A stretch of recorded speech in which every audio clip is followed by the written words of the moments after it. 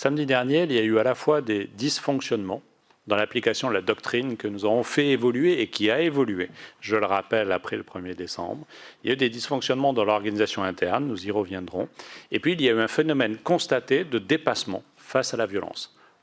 L'image n'a rien à voir avec celle à laquelle nous avons assisté le 8 décembre.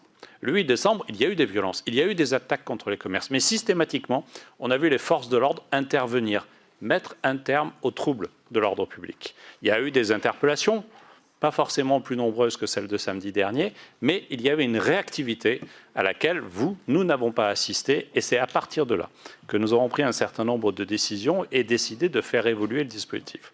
Je voudrais rappeler et le redire, avant de répondre sur la situation plus dure que nous devons gérer.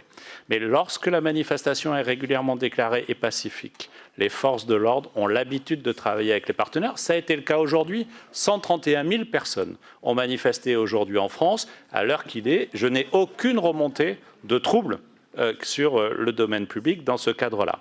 Et il y a ensuite des manifestations qui peuvent être déclarées et troublées par des débordements, et il y a des manifestations qui ne sont pas déclarées, et dans lesquelles les risques d'atteinte aux personnes et aux biens est majeur. Et à ce moment-là, nous voulons mettre en place ce dispositif renforcé qui a été présenté par le Premier ministre hier.